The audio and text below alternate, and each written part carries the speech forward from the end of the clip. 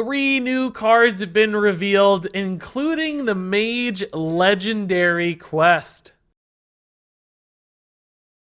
That's right, lots to talk about. If you don't have lots of time, though, quick reviews link is in the description. Jump right to my 5-star ratings. Otherwise, let's jump into some detailed reviews, starting off with that shiny new Mage Legendary. Raid the Sky Temple, featuring our friend Reno Jackson. Quest, cast 10 spells, reward Ascendant Scroll, which is a 2-mana hero power that adds a random mage spell to your hand. That spell then costs 2 less. So to start things off, I think that's a pretty cool hero power. Generating resources at an infinite level, as we've seen in the past, can be really scary in Hearthstone. And although mage spells aren't as good as things like Rexar Zombies, for instance, just getting one every turn can go a long way. And when it's discounted, that means basically you're kind of casting your Ascendant Scroll for free, or sometimes even banking up a lot of discounts to have really big explosive turns in the future. So yeah, this is going to make Pyroblasts that kill your opponent. This is going to make those perfect Flame Strikes. Sometimes just getting a key freeze spell could be good too. Now, there are some things that will backfire, of course. There are also Puzzle Box of Yogg-Saron that's going to cause tons of chaos and insanity with a card like this. So I do think on average it's going to be a great return on your investment, because as a mage you're casting spells anyway, and the quest is even a spell too. Now, it won't feed into itself, of course, but nonetheless, mage loves running all these cheap spells, discounting them with Sorcerer's Apprentice, using Mana Cyclone to generate even more spells. It's going to be easy to get this off in a Mana Cyclone style deck, and the reward makes it worth it. You can shift your game plan into like a value generator kind of deck while still doing all the crazy powerful stuff. The downside of a quest, of course, and the fact that you lose a bit of a mulligan, is less of a downside when you have things that allow you to place spells for free and benefit from playing those spells. It turns into an additional card with Mana Cyclone. You see that in wild format with Quest Cyclone Mage now.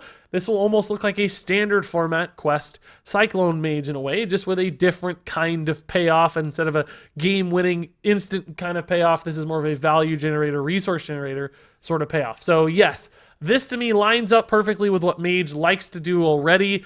Fits the class incredibly well. I think the reward's going to be great. An occasional backfire isn't going to matter when, more than half the time the result's going to be great, and it's just generating you lots and lots of stuff. So to me, this looks like a very powerful card. Could become a staple for Mage as far as I'm concerned. This one is definitely a winner.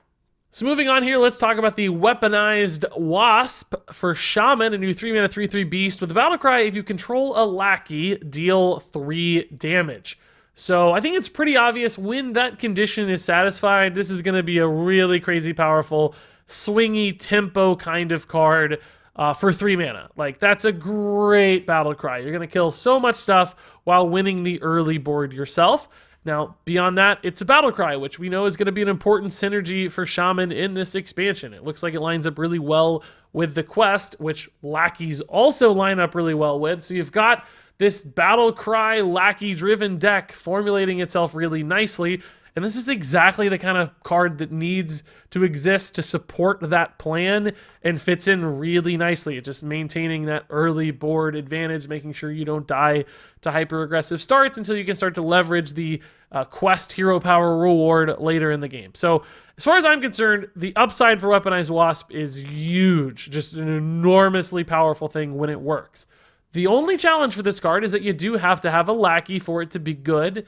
And if you don't find enough lackey generators, if you don't hit your Sludge Slurper or your Evil Cable Rat, maybe there will be more as well. We also, I guess, saw the Evil Totem, so that's a third one.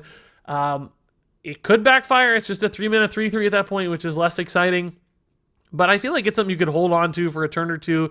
There are already 3 big lackey generators. There could be even more. So I think it's going to hit fairly consistently on curve. It seems like it won't be that hard to do. Now, the lackey has to actually be on board. So that's a kind of a mana you have to spend. Maybe that's something you do on turn 4 as opposed to an actual turn 3 play, which means the 3 damage is less impactful perhaps, but still will usually line up against lots of things, particularly turn 3 plays from your opponent.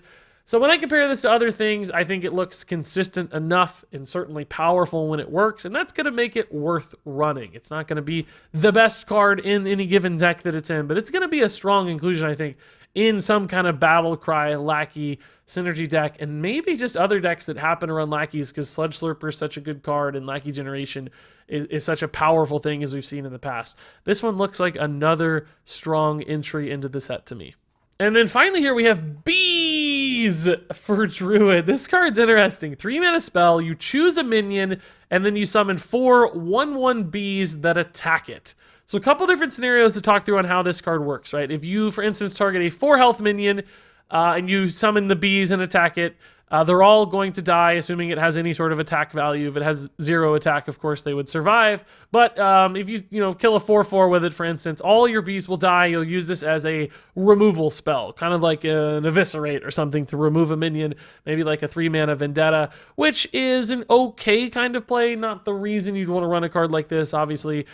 Druid and other classes have more efficient kinds of removal spells, but there are some scenarios outside of that where this looks pretty interesting. So for instance, killing a 2 health minion with your bees means that 2 of them will attack, it will die, and the remaining 2 bees will remain on board. So it's almost like an implosion card of old. If you remember Implosion from back in the day, just with a guaranteed result and a controllable result. So even just killing like a 1/1 lackey and summoning 3 bees could be really good for 3 mana in a deck that likes wide boards. So things like Token Druid could use this as a nice little swing card. There are also some interesting combos, as we saw in the video teased here, with like Knife Juggler, for instance, pinging something, hitting it, and then having the Knife Juggler pings activate. Your bees all stay on board and survive because the Knife Juggler finishes it off. So some neat ways to use this one, and I think that flexibility and the opportunity that this card that creates will make it actually rather playable. I don't think it's going to be a guaranteed one of in a token deck necessarily, but nonetheless, it has some moments where it will line up, and just taking that 2 for 2 where you kill a 2 health thing and you summon 2 minions will be good enough for 3 mana. That's the kind of thing that a Token Druid deck would like to do. And then occasionally it's going to be a card that does sit in your hand and it gets stuck. If like you're ahead on board, you probably don't want to summon bees to attack your own minions. This does say minion, not enemy minion exclusively, so you could even use it to activate like death rattles and stuff if you wanted. It's a side possibility for this card. I don't think that's going to be the case. I think that aspect will cause it to backfire more than it will benefit it, but nonetheless, it's an intriguing kind of idea. I do see opportunities for it. It's not a clear winner in my mind. It's not a home run, but it has some lines that make sense, and I can see this card getting some play. And that wraps it up for our detailed reviews. Now let's rate these suckers from 1 to 5 stars. Raid the Sky Temple is a 5-star card. Weaponized Wasp is a 4-star card. Bees is a 3-star card. And there you go, folks. That wraps it up for this review. Pretty excited to see these cards in action. What other synergies and opportunities do you see for these? Do you think like Floop's Glorious Gloop and Bees is going to be a viable combo? I'm not so sure. I think just the traditional way to play it's going to be more likely, but you never know. Maybe that creates some neat some moments as well for that card. But do you think I overrated these, underrated these? Share your thoughts as always in the comments below. But until then, thanks much for watching, and until next time, game on.